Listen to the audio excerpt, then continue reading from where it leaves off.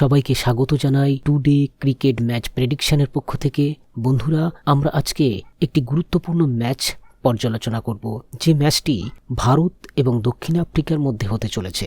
ভারত এবং দক্ষিণ আফ্রিকার মধ্যে হতে চলা তৃতীয় একদিনের ম্যাচের আমরা সমস্ত খুঁটিনাটি বিষয় পর্যালোচনা করব।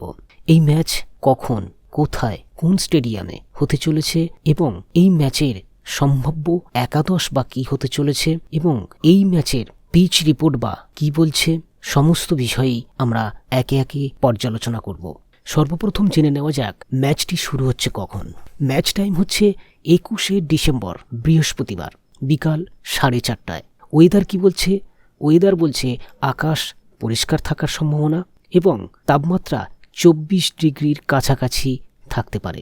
এবং বর্তমান পারফরমেন্স কি বলছে? বর্তমান পারফরমেন্স আমরা দেখতে পাচ্ছি ভারত ইতিমধ্যে 6টি ম্যাচ খেলেছে সম্প্রতি, তার মধ্যে 4টিতে তারা জয়লাভ করেছে, 2টিতে তারা হেরে গিয়েছে। এবার আমরা দেখে নেব সাউথ আফ্রিকার সাম্প্রতিক ম্যাচ।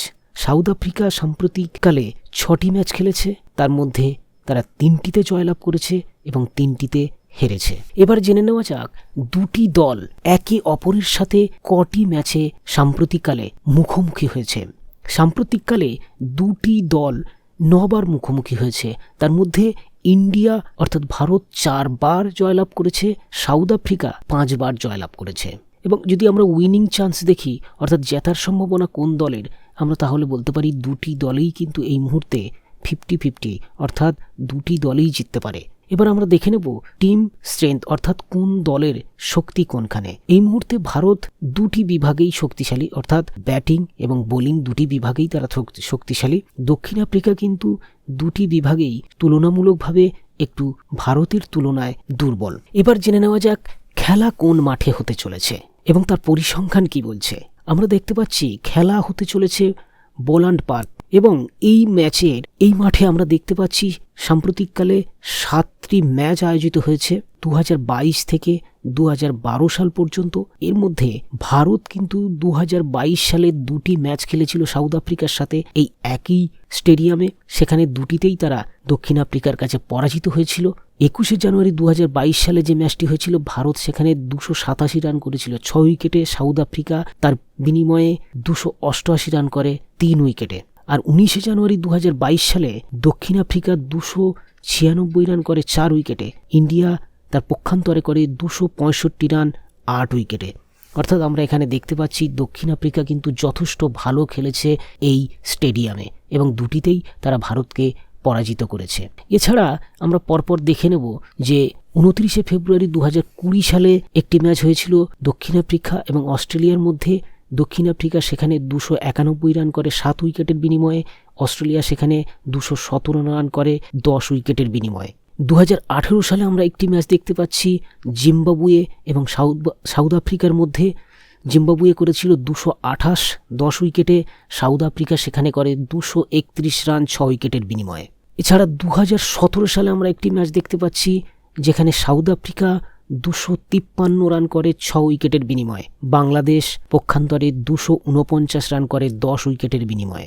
আরও একটি ম্যাচ আমরা 2013 সালে দেখতে পাচ্ছি যেখানে সাউথ আফ্রিকা 208 রান করে 10 উইকেটের বিনিময়ে, নিউজিল্যান্ড সেখানে 209 রান করে 9 উইকেটের বিনিময়ে। অর্থাৎ এখানে আমরা দেখতে পেলাম সাউথ আফ্রিকার পরাজয় ঘটল।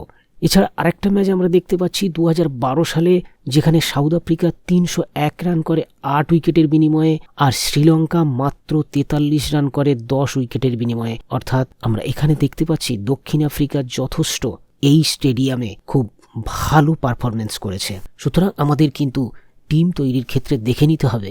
এবার দেখে নেওয়া যাক এই 7টি ম্যাচের মধ্যে আমরা কেমন স্কোর হয়েছে এবং কেমন উইকেটের পতন হয়েছে এবং কোন দল প্রথম ব্যাটিং করে জিতেছে এবং কোন দল প্রথম ফিল্ডিং করে কতবার করে জিতেছে। আমরা এখানে দেখতে পাচ্ছি টোটাল ম্যাচের সংখ্যা 7, 300+ 2বার, অর্থাৎ 300-র বেশি রান হয়েছে 2বার, 200-র নিচে কোনোবার রান হয়নি 7টি ম্যাচের মধ্যে, 250+ রান হয়েছে 3বার আর 250-এর নিচে রান হয়েছে 2বার। অর্থাৎ আমরা এখান থেকে ভেবে নিতেই পারি যে এই ম্যাচে একটা ভালো রান হওয়ার সম্ভাবনা রয়েছে। তারপরে আমরা দেখছি টোটাল উইকেট, অর্থাৎ 7টি ম্যাচে 107টি উইকেট পড়েছে।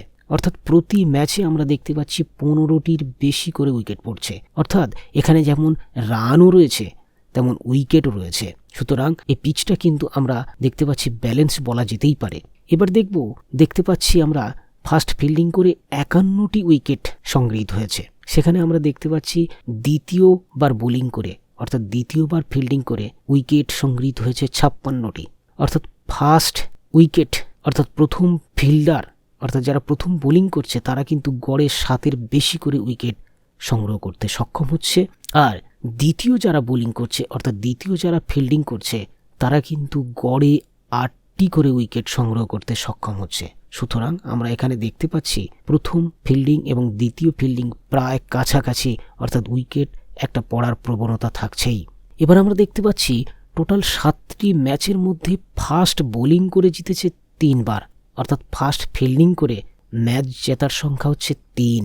সেকেন্ড বোলিং অর্থাৎ দ্বিতীয় ফিল্ডিং করে ম্যাচ জেতার সংখ্যা হচ্ছে 4। অর্থাৎ এখানে আমরা কিন্তু যা দেখতে পাচ্ছি টস খুব একটা ভাইটাল নয়, কারণ এখানে প্রথম ব্যাটিং প্রথম বোলিং যাই বলি না কেন সবই কিন্তু প্রায় কাছাকাছি।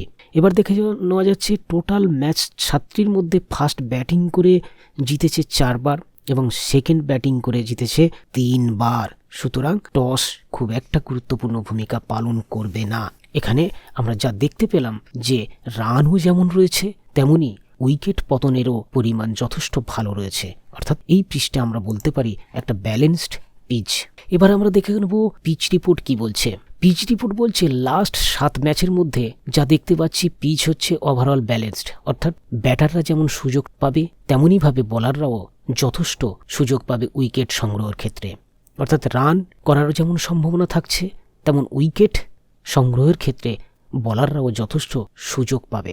বেস্ট পারফরমেন্সে আমরা যদি দেখি এই ম্যাচে স্পিনারদের তুলনায় পেসাররা বেশি উইকেট পাবে। অর্থাৎ গত 7টি ম্যাচের পরিসংখ্যান থেকে আমরা বলতে পারি এই ম্যাচে অর্থাৎ এই মাঠেই পেসাররা বেশি উইকেট সংগ্রহ করতে সক্ষম হয়েছে স্পিনারদের তুলনায়। এবারে আমরা দেখে নিই এভারেজ টোটাল স্কোর, অর্থাৎ প্রতি ম্যাচে গড় রান কত।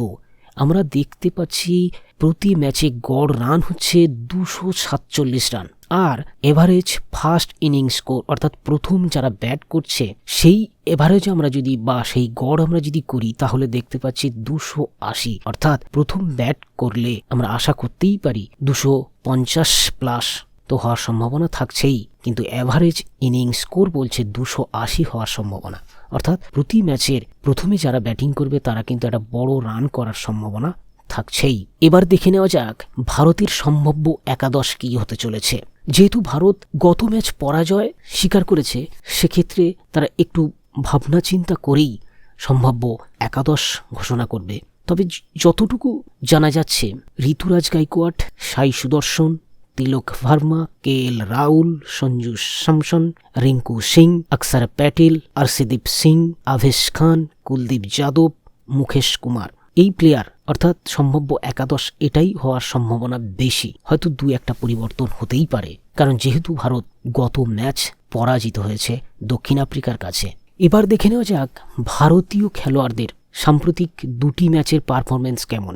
আমরা দেখতে পাচ্ছি ঋতুরাজ গাইকোয়াড 2টি ম্যাচ খেলেছে, প্রথমটিতে 5 করেছে, দ্বিতীয় ম্যাচে 4 করেছে, অর্থাৎ খুব ভালো কিন্তু স্টার্ট করতে পারছে না।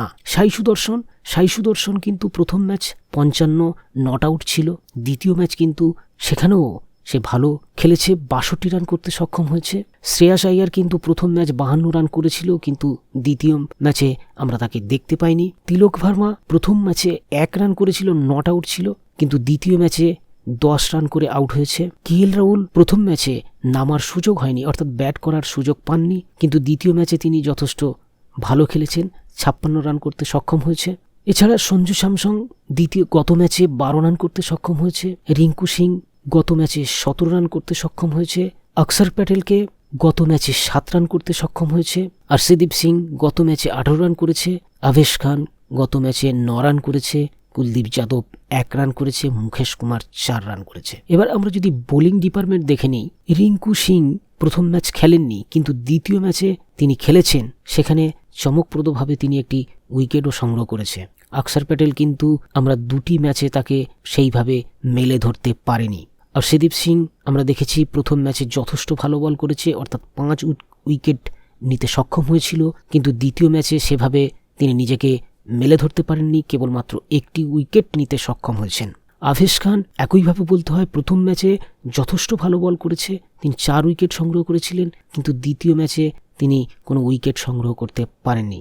কুলদীপ যাদব প্রথম ম্যাচেও খুব একটা ভালো উইকেট সংগ্রহ করতে পারেননি, কেবলমাত্র 1টি উইকেট পেয়েছিলেন, দ্বিতীয় ম্যাচেও একইভাবে তিনি কোনো উইকেট পাননি। মুকেশ কুমার প্রথম ম্যাচে কোনো উইকেট পায়নি, দ্বিতীয় ম্যাচেও একইভাবে তিনি কোনো উইকেট সংগ্রহ করতে পারেনি। অর্থাৎ আমরা ভারতীয় খেলোয়াড়দের সাম্প্রতিক 2টি ম্যাচের পরিসংখ্যান দেখে নিলাম। এবার দেখে নেওয়া যাক দক্ষিণ আফ্রিকার সম্ভাব্য একাদশ কি হতে চলেছে। যেহেতু দক্ষিণ আফ্রিকা গত ম্যাচ তারা খুব ভালোভাবে জিতেছে এবং দক্ষিণ আফ্রিকা যেহেতু ভারতকে পরাজিত করতে পেরেছে, সেহেতু আশা করা যায় দক্ষিণ আফ্রিকার সম্ভাব্য একাদশ কোনো পরিবর্তন হওয়ার সম্ভাবনা থাকছে না। সুতরাং দক্ষিণ আফ্রিকার একাদশ হতে চলেছে Hendricks, Tony de Zorzi, van der Dussen, Aiden Markram, Heinrich Klaasen, David Miller, Mulder, Lizaad Williams, Keshav Maharaj, Nandre Burger, Beuran Hendricks. অর্থাৎ দক্ষিণ আফ্রিকা সম্ভাব্য একাদশ এটাই হতে চলেছে। তারা আশা করা যায় যেহেতু গত ম্যাচ তারা জিতেছে, সুতরাং তারা তাদের সম্ভাব্য একাদশ পরিবর্তন করতে চাইবেন না, অর্থাৎ তারা একই একাদশ নিয়ে তৃতীয় ম্যাচেও ঝাঁপাতে চাইবে ভারতের বিরুদ্ধে। এবার দেখে নেওয়া যাক দক্ষিণ আফ্রিকার খেলোয়াড়দের বিগত 2টি ম্যাচের পারফরম্যান্স কেমন। হেনরিক্স প্রথম ম্যাচে 0 করেছিল, কিন্তু দ্বিতীয় ম্যাচে তিনি 52 রান করেছেন। জর্জি প্রথম ম্যাচে 28 রান করেছিলেন, দ্বিতীয় ম্যাচে 119 রান করেছেন। ভ্যান ডার ডিউসেন প্রথম ম্যাচে 0 করেছিলেন, দ্বিতীয় ম্যাচে 36 রান করেছেন। মার্ক্রাম প্রথম ম্যাচে 12 করেছিলেন, দ্বিতীয় ম্যাচে 2 রান করতে সক্ষম হয়েছেন, নট আউট থেকেছেন তিনি। ক্লাসেন প্রথম ম্যাচে 6 করেছিলেন, দ্বিতীয় ম্যাচে তিনি ব্যাট করার সুযোগ পাননি। ডেভিড মিলার প্রথম ম্যাচে 2 করেছিলেন, দ্বিতীয় ম্যাচে ব্যাট করার কোনো সুযোগই হয়নি। মুল্ডার প্রথম ম্যাচে 0 করেছিলেন, দ্বিতীয় ম্যাচে ব্যাট করার কোনো সুযোগই হয়নি। অ্যান্ডিলি ফেহেলুকোয়া প্রথম ম্যাচে 33 করেছিলেন, দ্বিতীয় ম্যাচে তিনি খেলেননি। কেশব মহারাজ প্রথম ম্যাচে 4 করেছিলেন, দ্বিতীয় ম্যাচে কোনো ব্যাট করার সুযোগই হয়নি। ন্যান্ড্রি বার্গার প্রথম ম্যাচে 7 করেছিলেন, দ্বিতীয় ম্যাচে কোনো ব্যাট করার সুযোগই আসেনি। ভেরন হেনরিক্স প্রথম ম্যাচ খেলেননি, দ্বিতীয় ম্যাচে ব্যাট করার কোনো সুযোগই আসেননি। লাইজার্ড উইলিয়ামস প্রথম ম্যাচ খেলেননি, দ্বিতীয় ম্যাচে তার কোনো ব্যাট করার সুযোগই আসেনি। এবার আমরা দেখে নেব গত 2টি ম্যাচে কেমন বল করেছে দক্ষিণ আফ্রিকার বোলাররা। মার্ক্রাম প্রথম ম্যাচে কোনো উইকেট পায়নি, কিন্তু দ্বিতীয় ম্যাচে 1টি উইকেট পেয়েছে। মুল্ডার প্রথম ম্যাচে 1টি উইকেট পেয়েছে, কিন্তু দ্বিতীয় ম্যাচে কোনো উইকেট পায়নি। কেশব মহারাজ প্রথম ম্যাচে কোনো উইকেট পায়নি, কিন্তু দ্বিতীয় ম্যাচে 2টি উইকেট পেয়েছে। বার্গার প্রথম ম্যাচে কোনো উইকেট পায়নি, কিন্তু দ্বিতীয় ম্যাচে তিনি চমৎকার বোলিং করেছে, 3টি উইকেট পেয়েছে। হেনরিক্স প্রথম ম্যাচ খেলেননি, কিন্তু দ্বিতীয় ম্যাচ তিনি খেলে 2টি উইকেট পেয়েছেন। লাইজার্ড উইলিয়ামস প্রথম ম্যাচ খেলেননি, কিন্তু দ্বিতীয় ম্যাচে তিনি 1টি উইকেট পেয়েছেন। অর্থাৎ আমরা দেখতে পাচ্ছি দক্ষিণ আফ্রিকার গত 2টি ম্যাচে তাদের পরিসংখ্যান দেখতে পেলাম এবং তাদের মধ্যে কে কেমন রান করেছে এবং তারা কে কেমন বল করেছে সেটাও আমরা দেখে নিলাম এই পরিসংখ্যানের মধ্য দিয়ে। এবারে আমরা দেখে নেব ভারত এবং দক্ষিণ আফ্রিকার কোন বোলার কখন বল করবে। আমরা যদি ভারতের বোলারদের দিকে তাকাই, দেখতে পাচ্ছি ভারতীয় বোলারদের মধ্যে স্টার্টিং বোলার অর্থাৎ প্রথম যিনি বল করার সম্ভাবনা থাকছে মুকেশ কুমার, আরশদীপ সিং, আভেশ খান। অর্থাৎ মুকেশ কুমার, আরশদীপ সিং আর আভেশ খান এই 3জন বোলারেরই কিন্তু সম্ভাবনা থাকছে প্রথমের দিকে বল করার। মিডিল বোলার অর্থাৎ মাঝখানে বল করার সম্ভাবনা থাকছে কুলদীপ যাদব, মুকেশ কুমার, অক্ষর প্যাটেল। এবার দেখে নেওয়া যাক ডেথ বোলার হিসাবে আমরা কাদের কাদের পেতে পারি। ডেথ বোলার হিসাবে আমরা ভারতীয় বোলারদের মধ্যে আরশদীপ সিংকে পেতে পারি, কুলদীপ যাদবকে পেতে পারি, আভেশ খানকে পেতে পারি। মিডিল বোলার হিসাবেও আমরা অনেক সময় দেখেছি আভেশ খানকেও দেখতে পারি। সুতরাং আমরা দেখে নিলাম ভারতীয় কোন বোলার কখন বল করার সম্ভাবনা থাকছে। এবারে আমরা দেখে নেব দক্ষিণ আফ্রিকার কোন বোলার কখন বল করতে পারে। স্টার্টিং বোলারদের মধ্যে অর্থাৎ প্রথমে বল করতে পারে দক্ষিণ আফ্রিকার N burger, W Mulder, Williams. অর্থাৎ বার্গার এবং উইলিয়ামস দুজনেই কিন্তু স্টার্টিং অর্থাৎ খেলার শুরুতেই বল করতে পারে। মাঝখানে আমরা কেশব মহারাজকে দেখতে পারি, মুল্ডারকেও দেখতে পারি, শামসিকেও দেখতে পারি। ডেথ বোলার হিসাবে আমরা দেখতে পারি Keshav Maharaj, P Hendricks, N Burger, Williams. অর্থাৎ ডেথ বোলার হিসাবে আমরা সবচেয়ে বেশি যাকে পেতে পারি সে হচ্ছে বার্গার এবং উইলিয়ামস।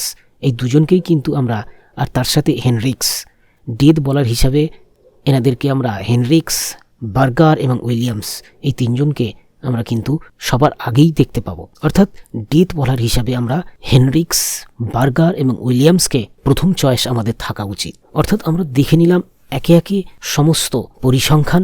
আশা রাখবো যারা ফ্যান্টাসি গেম খেলেন তাদের ক্ষেত্রে এই পরিসংখ্যান যথেষ্ট উপকারে লাগবে, অর্থাৎ কাজে লাগবে। কিন্তু ভিডিওটি শেষ করার আগে বলবো, যদি এই পরিসংখ্যান বা এই তথ্যগুলো ভালো লেগে থাকে তাহলে চ্যানেলটিকে সাবস্ক্রাইব করবেন। আর সবার শেষে বলবো, ফ্যান্টাসি গেম একটি ঝুঁকিপূর্ণ খেলা, সুতরাং খুব সাবধানে আমাদের খেলা উচিত যাতে আমাদের লস না হয়। সুতরাং সেদিকটাকে আমাদেরকে নজর দেওয়া উচিত। সবাইকে নমস্কার জানিয়ে ভিডিওটি শেষ করলাম। ভিডিওটি দেখার জন্য সবাইকে ধন্যবাদ জানালাম। ফের গুরুত্বপূর্ণ ম্যাচের পর্যালোচনা আসতে চলেছে, তার জন্য চ্যানেলটিকে সাবস্ক্রাইব করুন। ধন্যবাদ।